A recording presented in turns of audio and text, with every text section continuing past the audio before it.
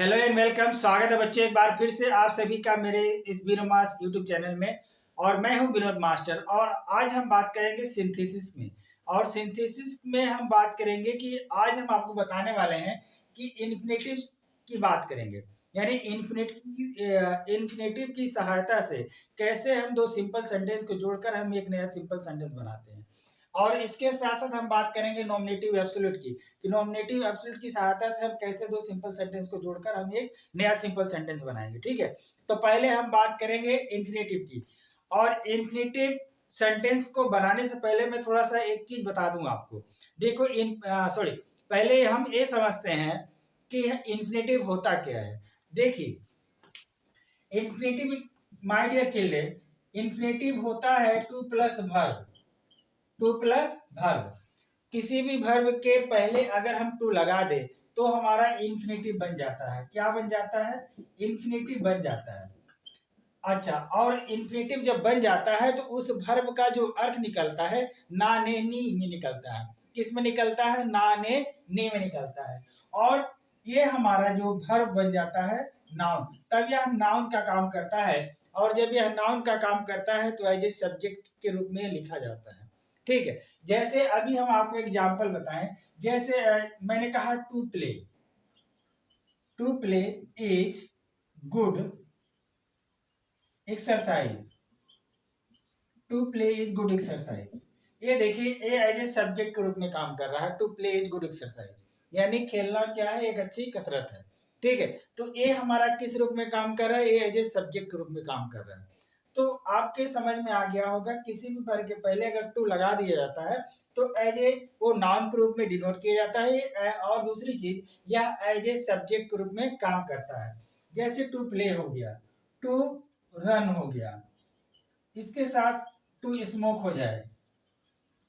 जैसे मैंने कहा to smoking injuries to health, यानी धूम्रपान स्वास्थ्य के लिए हानिकारक है। तो आई होप ये आपके समझ में आ गया होगा कि किसी भी वर्ब के पहले अगर हम टू लगा दें तो हमारा इन्फिनेटिव बन जाता है। और दूसरी चीज, इन्फिनेटिव एज ए नाउन के रूप में काम करता है और इसे हम एज ए सब्जेक्ट के रूप में लिखते भी हैं। तो माय डियर चिल्ड्रन, अगर आपको इतनी बातें समझ में आ गई होगी तब हम चलेंगे।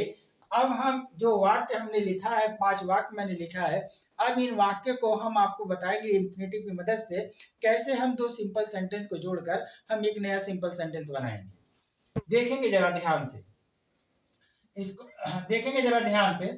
यहाँ देखें, he works hard and he wants to earn money. यहाँ जरा थोड़ा सा देखेंगे, थोड़ा सा वाक्य को देखिए। He works hard and he wants to earn money. इस वाक्य में देखें, यहाँ ही और ही। दूसरी चीज, इन्फिनेटिव बनाने के पहले एक दो चीज का हमें और विशेष ध्यान देना है। पहला चीज कि हमारे सब्जेक्ट सेम होने चाहिए। हमारे सब्जेक्ट क्या होने चाहिए बाबू? हमारे सब्जेक्ट सेम होने चाहिए।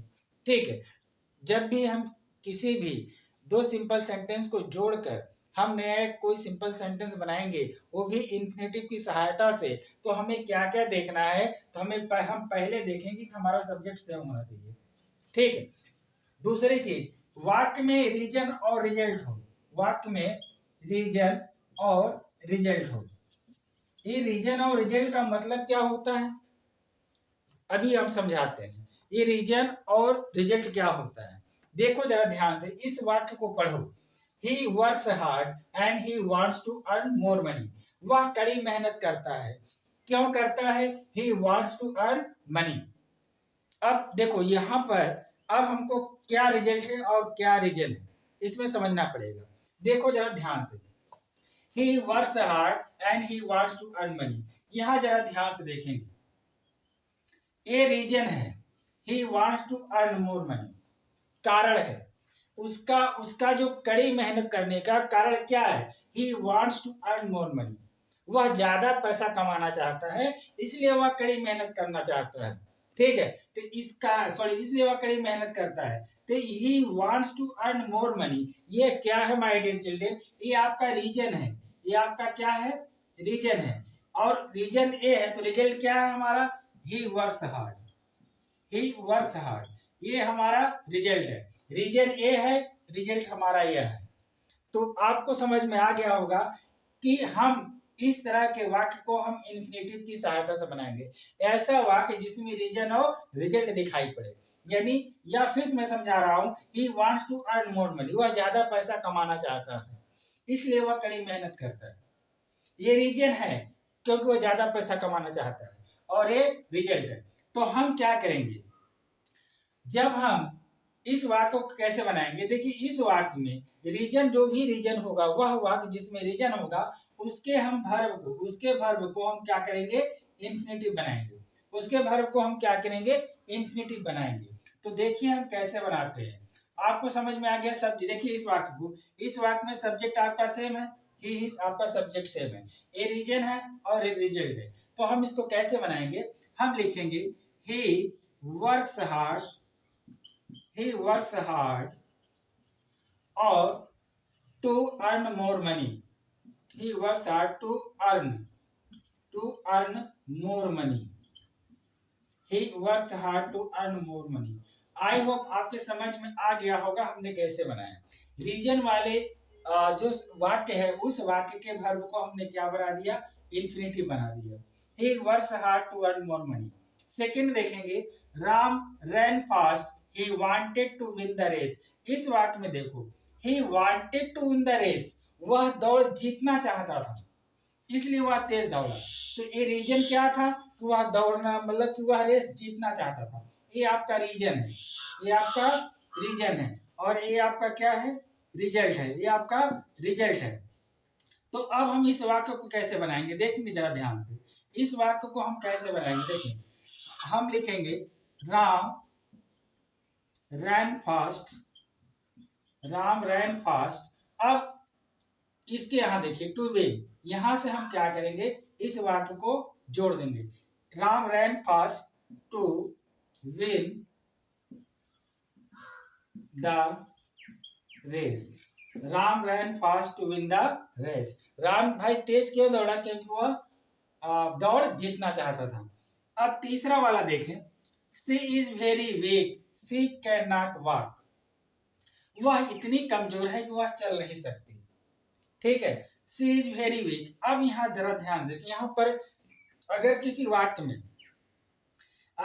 वाक्य में कहा जाए, ये रिजल्ट वाले सेंटेंस ध्यान देखो, she can not walk, she can not walk, वह चल नहीं सकती, यह रीजन है, वह चल नहीं सकती। तो क्यों नहीं चल सकती, क्योंकि वह बहुत ज्यादा कमजोर है। तो हम क्या करेंगे, अब यहाँ जरा ध्यान देखिए, इस वाक्य में यानी रिजल्ट वाले वाक्य में वेरी है, तो हम क्या करेंगे, यहाँ माय डियर चिल्ड्रन हम लोग टू का प्रयोग करेंगे। किस टू का प्रयोग करेंगे, TOO, इस टू का प्रयोग करेंगे। ये देखिए ये जो टू, यह दो मीनिंग प्रोड्यूस करता है। एक मीनिंग प्रोड्यूस करता है भी का, और दूसरा मीनिंग प्रोड्यूस करता है नेगेटिव सेंस में। किस सेंस में, नेगेटिव सेंस में दूसरा मीनिंग प्रोड्यूस करता है। जैसे अगर हम समझाएं, जैसे किसी ने कहा, जैसे आप अधिकतर सुने होंगे, जैसे किसी ने कहा आई लव यू, देन उसके रिप्लाई में अगला क्या बोलता है, या फिर आप क्या बोलते हैं, आई लव यू टू, यानी मैं भी तुमसे प्यार करता हूँ। ठीक है, एक तो ए सेंस निकला टू का। दूसरा नेगेटिव सेंस में क्या होता है, जैसे मैंने कहा वो बहुत ज्यादा चालाक है, यानी he is too clever, he is too clever, वो बहुत ज्यादा चालाक है। तो चालाक तो है, लेकिन वह आवश्यकता से ज्यादा चालाक है, ही इज टू क्लेवर। ही, बात समझ गए, यानी दूसरा, यानी जितना ज्यादा चालाक नहीं होना चाहिए उससे भी ज्यादा वो चालाक, ही इज टू क्लेवर। तो यह एक नेगेटिव सेंस में भी क्या करता है, अपना अर्थ प्रोड्यूस करता है या फिर देता है। अब हम इस वाक्य को कैसे बनाएंगे, देखिए जरा ध्यान से, हम इस वाक्य को कैसे बनाएंगे, हम लिखेंगे she is too weak, she is too weak to walk, she is too weak to walk, वह इतनी कमजोर है कि वह चल नहीं सकती। She is too weak to walk, she is too weak to walk, वह इतनी कमजोर है कि चल नहीं सकती। दूसरा, इसके आगे वाला देखेंगे, this question is very difficult, I can not solve it, this question is very difficult, I can not solve it. अब इस वाक्य को हम कैसे बनाएंगे, देखें जरा ध्यान से, this question this question is too difficult, यहाँ टू होगा, this question is too difficult, this question is too difficult to solve. चाहे इसके आगे आप इट भी लगा सकते हैं, इट नहीं भी लगा सकते हैं, ठीक है। It, this question is too difficult, ATOO, ठीक है। This question is too difficult to solve it. इसके आगे क्या है, Ravi went to Mumbai, he wanted to carry his study. अब यहाँ देखो, ये आपका रीजन है, कि रीजन है को अपनी पढ़ाई को जारी रखना चाहता है, और ये रिजल्ट है, इसलिए रवि मुंबई गया।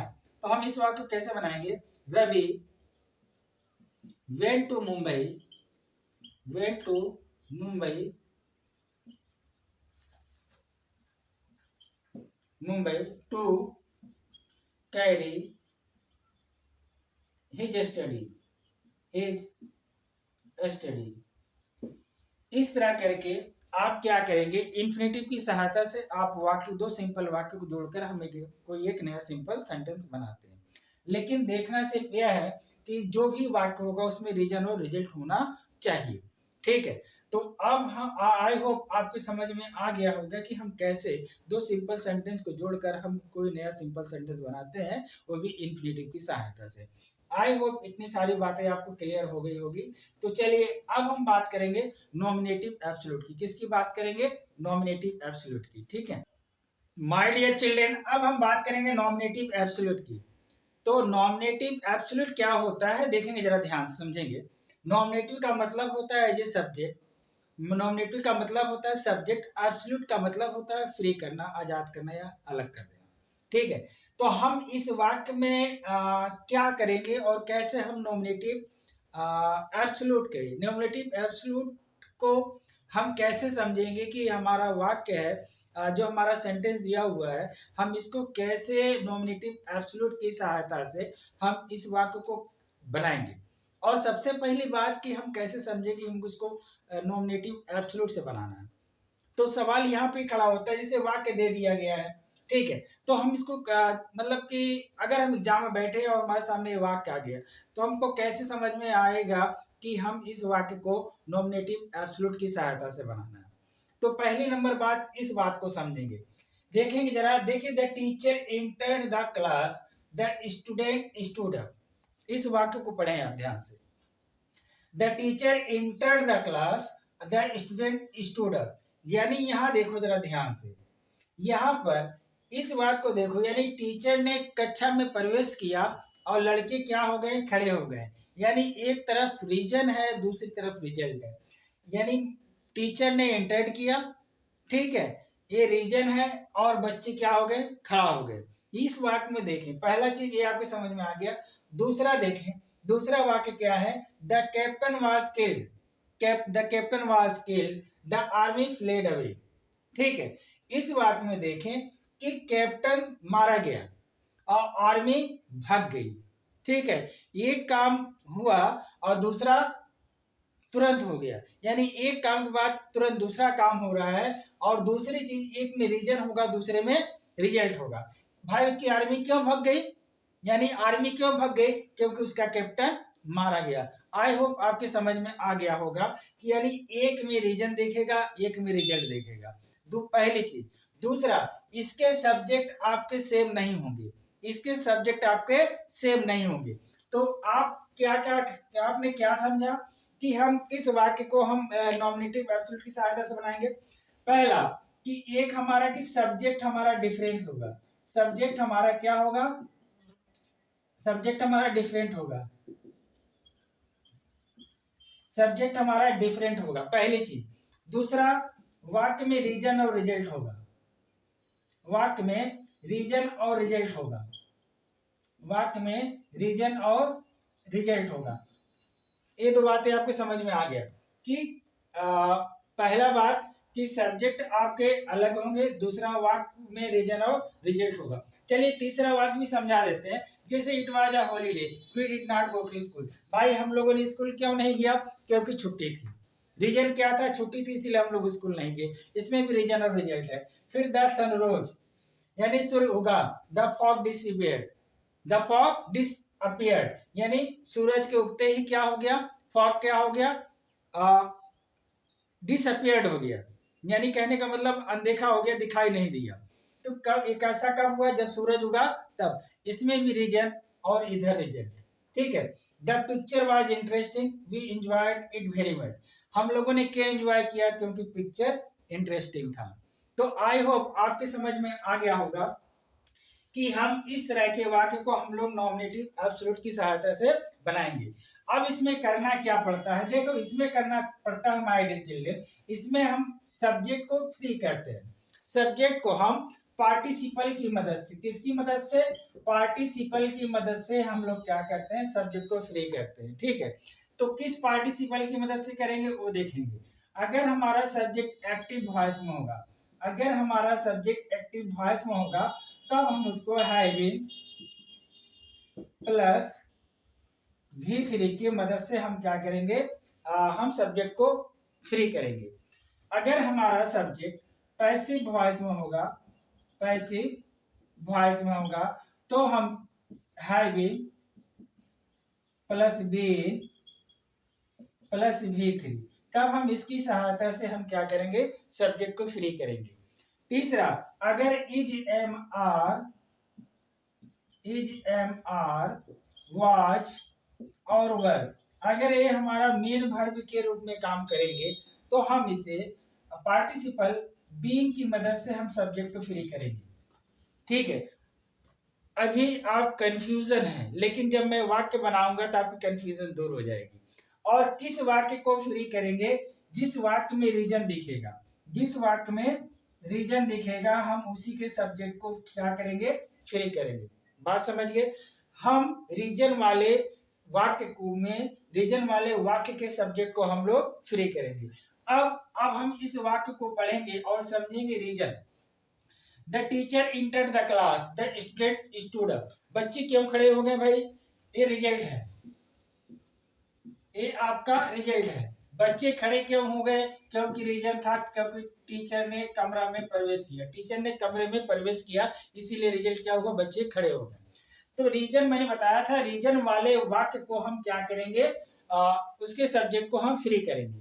और अगर हमारा सब्जेक्ट एक्टिव वॉइस में है तो हैविंग प्लस V3 का प्रयोग करके हम उसके सब्जेक्ट को फ्री करेंगे। देखें कैसे। पहला वाला वाक्य, the teacher entered the class, the student stood up, हम क्या लिखेंगे, द टीचर हैविंग। देखिए ये वाक्य हमारा एक्टिव वॉइस में है, ये वाक्य हमारा एक्टिव वॉइस, एक्टिव वॉइस का मतलब होता है टेंस। ये वाला वाक्य हमारा पास्ट टेंस में है, और एक्टिव वॉइस का मतलब भी आप समझ लीजिए टेंस होता है। The teacher having entered the class, the teacher having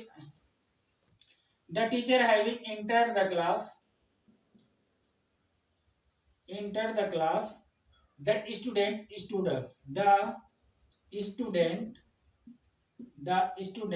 stood up,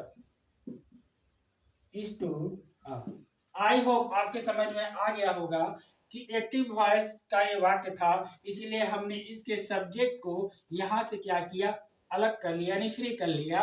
the teacher, यानी the teacher having entered the class, the student stood up, क्यों, सब्जेक्ट हमारा एक्टिव वॉइस में था। आई होप ये बातें आपको समझ में आ गया होगा। दूसरा है, the captain was killed, the army fled away.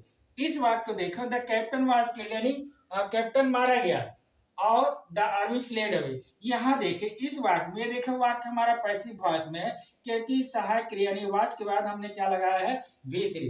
ये वाक्य हमारा पैसिव वॉइस में है, तो हम इसको कैसे बनाएंगे, देखें जरा ध्यान से। The captain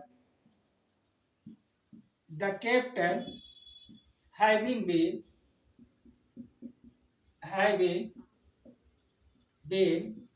killed, the army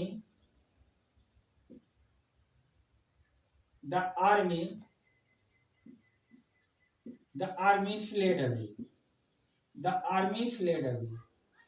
I hope आपके समझ में आ गया होगा। तीसरा वाक्य है, it was a holiday we did not go to school. यहाँ देखिए वाज मेन वर्ब में है, तो हम इसको कैसे किस पार्टिसिपल की मदद से बनाएंगे, लिखेंगे it being It being a holiday, we did not go to school. We did not go to school. We did not go to school. I hope आपके समझ में आ रहा होगा। चौथा वाक्य the sun rose, the fog disappeared. तो हम क्या लिखेंगे? The sun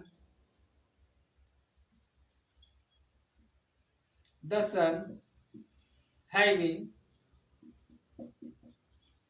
risen, the sun having risen, the fog disappeared. The fog disappeared. I hope आपके समझ में आ गया होगा। ये पांचवा है, the picture was interesting, we enjoyed it very much. यहाँ देखिए वाज जो है ये आपका मेन वर्ब के रूप में काम कर रहा है। तो हम इस वाक्य को कैसे बनाएंगे? द पिक्चर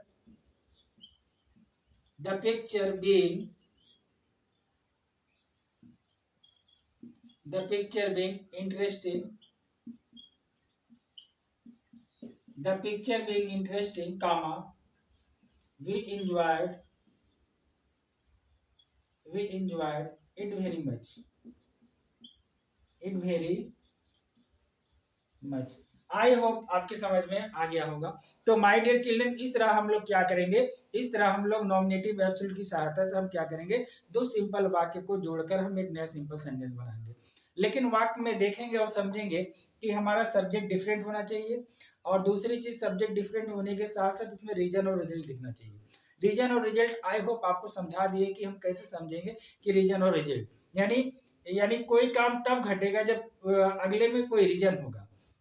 पहले वाले वाक्य में बच्चे क्लास में क्यों खड़े हुए? क्योंकि अध्यापक कक्षा में प्रवेश किया, the teacher entered the class, तब जाके बच्चे खड़े हो गए।